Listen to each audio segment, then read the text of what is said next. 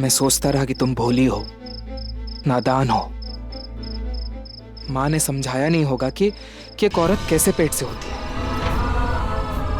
लेकिन अगर तुम सच में भोली होती तो दाई माँ से सच जानने के बाद भी घर आकर झूठ ना कहती हम सबसे।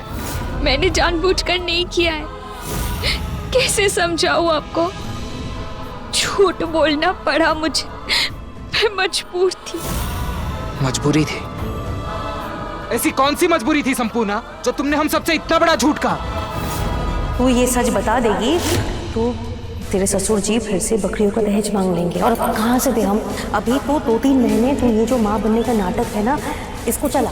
अब कैसे कहूँ आपको कि मैं अपनी माँ के कहने पे कहा ये झूठ, और अपनी माँ का नाम तो नहीं ले सकती थी। कुछ पूछ रहा हूँ तुम्हें संपूर्णा, जवाब दो। बेटा, तेरे सवाल का जवाब ये रहा। ये दवाई की पुड़िया बहू की माँ ने भिजवाई थी। इससे महीना नहीं आता। मैं तो सपने में भी नहीं सोच सकती थी कि ये माँ बेटे मिलकर इतना घिनौना खेल खेल सकती है हमारे साथ।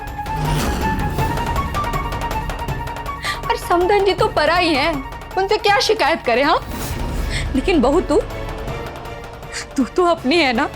ये सब करते समय तूने एक बार भी नहीं सोचा कि हमारे साथ साथ वो अपने पति का भरोसा भी तोड़ रही है। अपने माँ बाबा को 4 बकरियों का दहेज न देना पड़े, इसलिए झूठ पे झूठ बोलती रही हमारे साथ। बेटा, मैं तो कहती हूँ इसने कभी हमें अपना सोचा ही नहीं, और ना ही कभी तुझे अपना पति माना। बस अपने माँ बाबा के बारे में सोचती रही और झूठ बोलती रही। ये सच नहीं है। मैं आपके आगे हाथ जोड़कर कहती हूँ, विश्वास कीजिए मेरा, मैंने जानबूझकर कुछ नहीं किया। ठीक है, विश्वास कर लूंगा मैं तुम्हारा। खाओ मेरी सौगंध और बताओ, क्या 4 बकरियों का दहेज ना देना पड़े इसलिए तुम्हारी माँ ने तुम्हें ये पेट से होने का झूठा नाटक करने के लिए कहा था?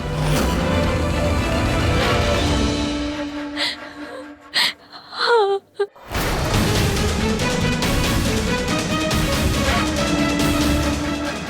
क्यों संपूर्णा, क्यों? मैं हमेशा तुम्हारे साथ खड़ा रहा, सबसे लड़ा, तुम पे लगे हर आरोप को अपने पे ले लिया। और तुमने क्या किया? हमेशा मुझको नीचा दिखाया, झूठ कहा मुझसे, विश्वास तोड़ा है तुमने मेरा। आज दूरी बनाई मुझसे। ठीक है संपूर्णा, तो आज मैं तुमसे कहता हूं, दूर ही रहो मुझसे। आज के बाद अपनी शक्ल ना दिखाना मुझे। नहीं, नफरत है मुझे तुमसे, तुम्हारी हर एक बात से नफरत है।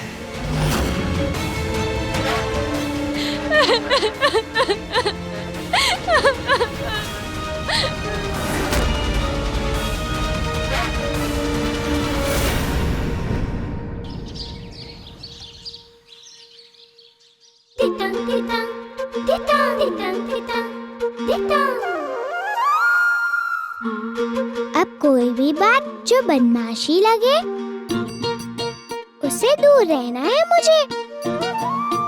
मैंने वादा किया है बिरिस्ता बाबू से, चाहे कुछ भी हो जाए, आज कोई बदमाशी नहीं करूंगी मैं। मास्टर जी प्लीज, आप ही मेरी आखिरी उम्मीद हैं। माफ कीजिए अनिरुद्ध बाबू, मैं आपका बहुत सम्मान करता हूँ, जमींदार हैं आप, पर जो वो कुकुर वाली घटना आपकी हवेली में हुई, किसी से छुपी है क्या? शिक्षक को कुकुर से कटवाना महापाप से कम है क्या? अब आप ही कहिए, कोई भी शिक्षक आपकी पत्नी को पढ़ाने का साहस कर पाएगा क्या? नहीं ना? मैं ध्यान दूंगा। मैं क्षमा कीजिए अनिरुद्ध बाबू, इसमें मैं आपकी कोई मदद नहीं कर सकता।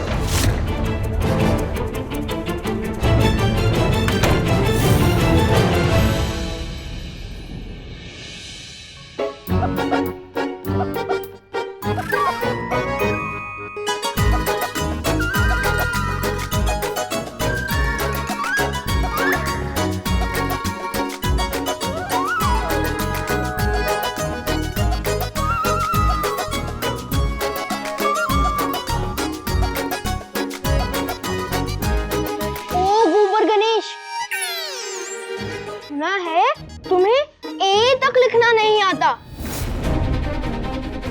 ये सच है क्या?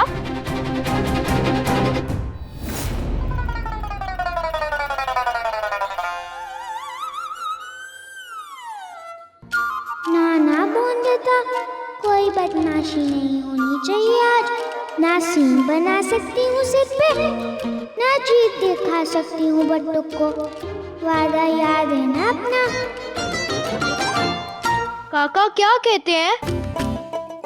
हाँ, काला अक्षर भैंस बराबर है तुम्हारे लिए।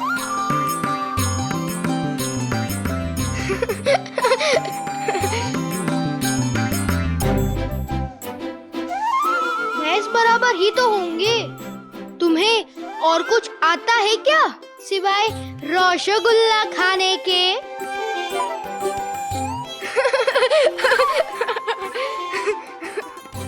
हाँ, दांत भी तो दिखाना आता है। अरे हाँ, छड़ी से मार खाते वक्त कैसा लगता है? कड़वा या मीठा? अरे हाँ, ध्यान रखना कहीं अगले मास्टर जी तुम्हें मुर्गा ना बना दे, जैसे काका बिहारी बाबू को बनाते हैं। या क्या पता बंदरिया की तरह पेड़ पे ना लटका दे तुम्हें।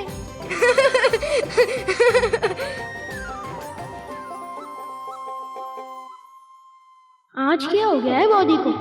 जरा सा भी उल्टा जवाब नहीं दे रही है। ऐसे चिढ़ाने में क्या मजा जिसमें सामने वाला चिढ़े ही नहीं। मैं चला जाता हूँ फिर।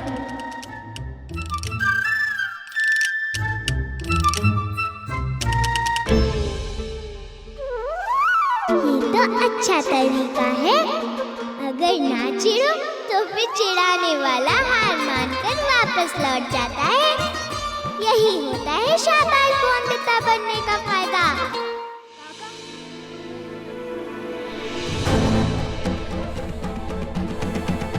तुलसीपुर के हर शिक्षक से बात कर ली मैंने, पर सबने बौंदता को पढ़ाने से मना कर दिया।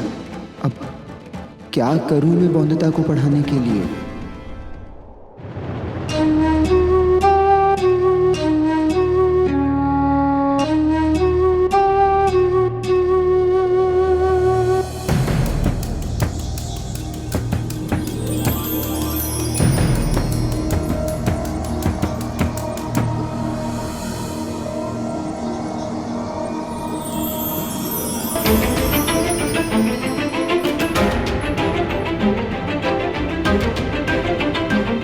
नहीं, इस मोरपंख को फेंकना नहीं।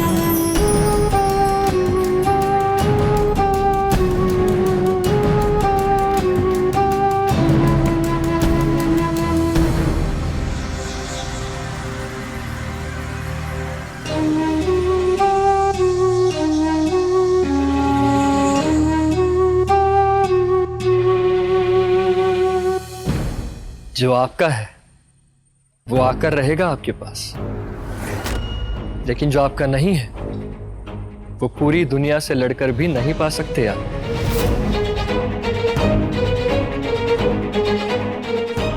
क्या मैं जान सकता हूँ कौन है? ब्रिजवासी नाम है उनका।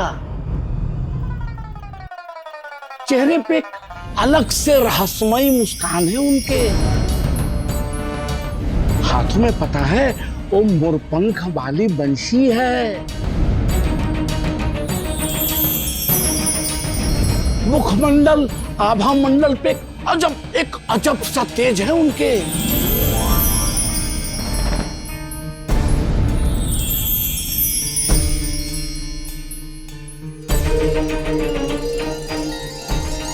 सुना है कि कान्हा जी के सबसे बड़े भक्त हैं वो। भगवान का आशीर्वाद है उनके सर पर। क्या बेकार की बातें कर रहे हो बिहारी? अरे नहीं सोमनाथ बाबू, 16 आने सच कर रहे हैं, 16 आने सच। और खुशी की बात तो ये है कि ब्रिजवासी जी अपने गांव यहाँ तुलसीपुर पधारे हुए हैं।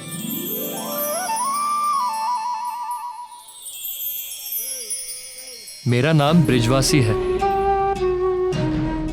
आज जो यहाँ हम आमने सामने खड़े हैं वो तो होना ही था। हमारा मिलना पहले से ही तय कर दिया था कान्हा जी ने। हो तो कोई साधु बाबा हैं आप। माफ कीजिएगा, मेरा साधु बाबाओं में कोई विश्वास नहीं और हमारा मिलना सिर्फ एक संयोग था। मुझे पूरा भरोसा है हम दोबारा यूं ही कहीं नहीं मिलेंगे। काफी पढ़े लिखे हैं आप।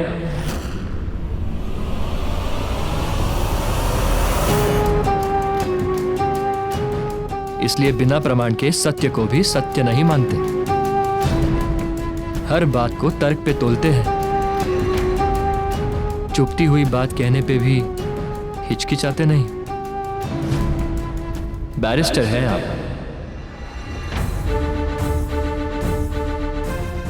किसी अंदरूनी या बाहर की परेशानी से लड़ रहे हैं। कोई जीत के पीछे कदम भाग रहे हैं आपके।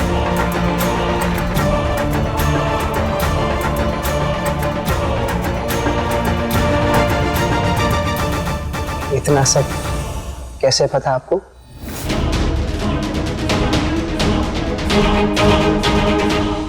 मान्यता तो ये है कि कान्हा जी की मूर्ति है ना, वो दूध ग्रहण करती है और ना भक्तों के प्रश्नों का उत्तर भी देती है। मूर्ति दूध पीती है, जवाब भी देती है? हाँ। ये कैसे हो सकता है? बिहारी, कहीं तुम भांग पी के तो नहीं आए हो? अच्छा एक बात बताइए सोमनाथ बाबू, कि जिसके सर पे भगवान का हाथ हो, आशीर्वाद हो, जो ये धरती घुमा सकता हो, जो एक हाथ पे एक उंगली पे गोवर्धन उठा सकता हो, उसकी मूर्ति दूध ग्रहण नहीं कर सकती है क्या? भक्तों के प्रश्नों का उत्तर वो नहीं देंगे तो भला और कौन देगा? उसके लिए ना वो धरती पर हर युग में अलग अलग रूप धरते रहते हैं। ठीक है बिहारी, तुम और तुम्हारी बातें। मालिक हम सच कह रहे हैं। अरे वाह, उत्तर देने वाले कान्हा जी। मेरे मन में तो कितने प्रश्न होते हैं, अब हर प्रश्न का उत्तर मिल जाएगा मुझे। मैं तो जरूर मिलूंगी ब्रिजवासी